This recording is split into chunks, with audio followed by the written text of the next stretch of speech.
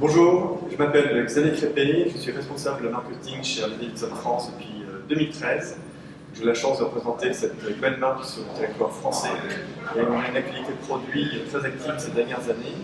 Et vous voyez notamment le lancement de la Lavoyeur qui est une révolution pour la marque et qui est arrivé en concession en ce début d'année. Voilà, donc je suis heureux de représenter ce produit-là dans cette interview et vous en parler plus longuement.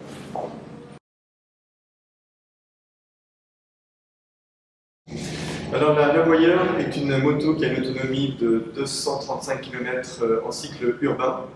Il y a deux méthodes de recharge, une qui est simple, sur une prise standard, au domicile, comme n'importe quel portable, qui dure à peu près entre 8 et 12 heures.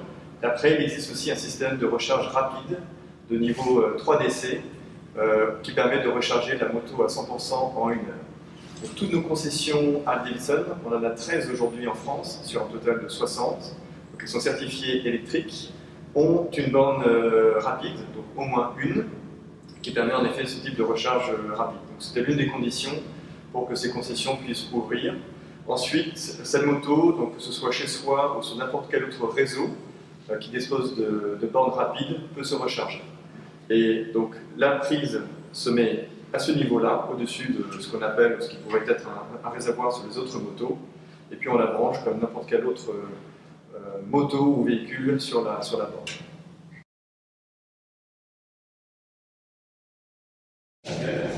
Avec la Lavoyeur, on est vraiment sur une toute nouvelle motorisation et donc aussi sonorité du fait de la courroie, de la boîte de vitesse. Donc il est clair que le bruit traditionnel d'un moteur thermique du V-Twin ne sera pas du tout les mêmes sur cette moto-là.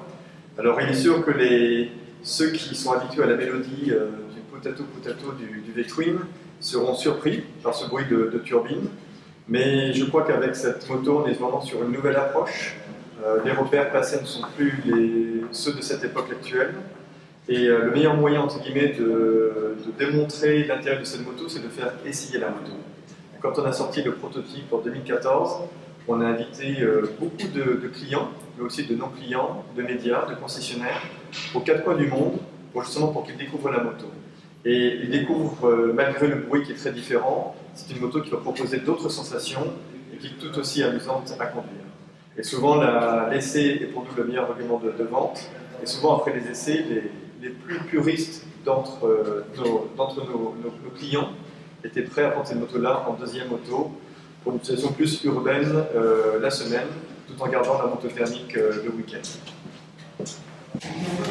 Donc avec ce modèle-là, Lavoyeur, nous allons vraiment toucher une nouvelle clientèle qui connaissait bien évidemment la marque Harley-Davidson, mais qui n'avait pas forcément pensé à venir à la marque en achetant l'un de ses produits. Avec ce produit-là, on va toucher une clientèle différente, qui n'est pas forcément harléiste aujourd'hui, mais qui est séduite par le design de cette moto-là, par les performances, et puis le fait que nous soyons maintenant plus écologiques, et on va toucher des gens qui ont déjà soit une moto hybride ou électrique, qui sont vraiment séduits par le côté esthétique de cette moto. Alors aujourd'hui, avec la Lavoyeur, il existe 7 modes de conduite, 4 qui sont prédéterminés par Harley-Davidson. Donc il y a un mode qui est route, un mode sport, un mode pluie et un mode économie qui permet de gérer au mieux la batterie. Et après, comme on est dans la customisation chez Harley-Davidson depuis les origines, on a 3 modes qui sont vraiment personnalisables. Donc sur les 7 modes de conduite possibles sur la Lavoyeur, il y en a 3 qui sont personnalisables. La marque Harley représente en effet la customisation, donc il fallait qu'on offre des possibilités pour chaque client de programmer sa moto comme il le souhaite. Donc on peut jouer sur la puissance de la moto, on peut jouer sur la régénération, on peut jouer sur la motricité. Donc il est vraiment possible de régler ces paramètres-là sur ces 3 modes accessibles. Donc tout cela est gérable au travers d'une application qu'on appelle HD Connect, que l'on suit au travers de son iPhone ou de son Android, et qui permet en effet de voir à tout moment où se situe la moto d'un point de vue géographique. En effet, là, il y a un aspect plus sécuritaire pour voir si la moto est volée ou pas, et de suivre éventuellement son cheminement, de voir l'autonomie restante sur la moto, le niveau de charge, puis éventuellement gérer aussi les intervalles de maintenance de la moto. LiveWire a été créé, donc a été lancé cette année en 2020. C'est une révolution pour nous. C'est vrai qu'on vient avec un nouveau design, une nouvelle motorisation, mais ce n'est pas une première dans l'histoire de Harley-Davidson. En 2001, on avait fait entre guillemets la même approche avec une moto qui s'appelait la V-Rod, qui avait été développée avec Porsche au niveau du moteur à l'époque, qui avait vraiment surpris son monde, les Harleystes et les non-Harleystes, du fait du design de la moto qui était très futuriste à l'époque. Et puis c'est la première fois qu'on mettait un moteur à refroidissement liquide qui faisait aussi une sonorité différente, mais grâce à cette moto-là, on a permis de se réinventer, de redynamiser l'image de marque et puis d'attirer une nouvelle clientèle. Donc s'il y a une marque aujourd'hui qui peut être comparée, en tout cas qui est comparée par les journalistes, c'est la marque Porsche et leur dernier modèle Taycan, qui est sorti à peu près la même année que la LiveWire en 2019. Et que ce soit sur le côté marque, historique de marque, donc on est sur une histoire de 89 ans pour Porsche, de 117 ans pour Harley, au niveau de la force de la marque, du côté aussi performant de la marque, du fait aussi que les deux marques ont entrepris leur virage écologique à peu près à la même année, avec un produit assez exclusif aussi qui a été présenté sur les marchés. C'est aujourd'hui la marque et le modèle qui sont souvent cités dans les comparatifs des médias, en tout cas.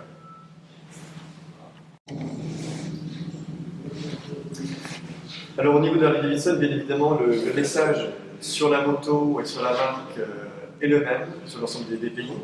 C'est assez naturel qu'on ait tous le même discours, la même approche.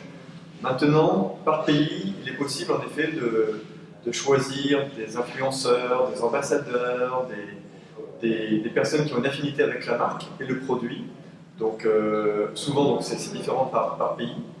On a en France l'exemple d'un ambassadeur qui est pro-Harley's, qui s'appelle Frédéric Menton, qui est le chef cuisinier du Jules Verne à la Tour Eiffel et puis au Pré-Catelan, qui est un Harley's de longue date, client d'ailleurs de cette concession Roadstar 92, et qui a bien aimé ce nouveau produit, et quelque part est devenu naturellement l'ambassadeur de la marque sur LiveWire.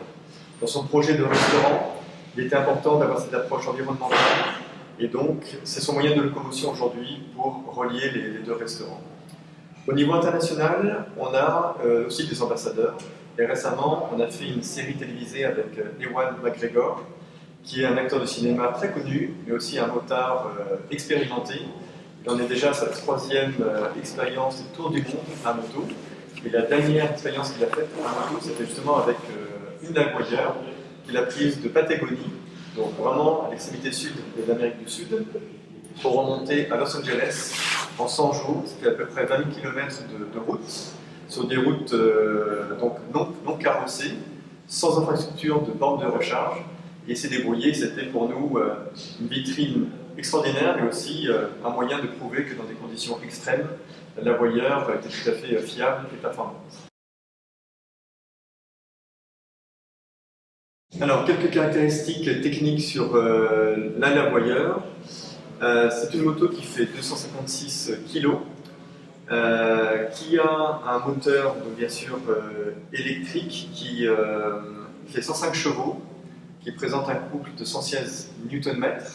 Donc ça a la particularité de fournir et de délivrer le couple maximum dès l'ouverture de la poignée d'accélération, de manière instantanée. La performance de la moto est assez extraordinaire puisqu'elle arrive à accomplir de 0 à 100 km/h en moins de 3 secondes, ce qui est proche d'une Formule E. D'un point de vue autonomie, j'en parlais tout à l'heure, elle a une autonomie, et c'est souvent une question demandée par les clients, de 235 km en cycle urbain. Quand vous commencez à faire du cycle mixte, on est autour de 153 km. C'est tout à fait suffisant quand on a mené notre enquête pour déterminer l'autonomie, parce qu'en moyenne, les gens font une quarantaine de kilomètres par jour pour relier leur domicile à leur lieu de travail.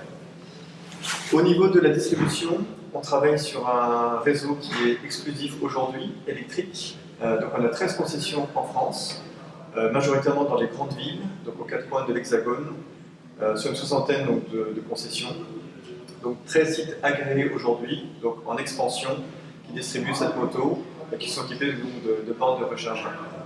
Donc, toutes ces concessions ont des motos bien sûr à l'essai, puisque c'est l'un des axes qu'on a toujours eu chez Harley-Davidson, c'est de favoriser l'accessibilité et la découverte de la marque et des produits au travers de sa botte, et c'est souvent le meilleur argument de vente.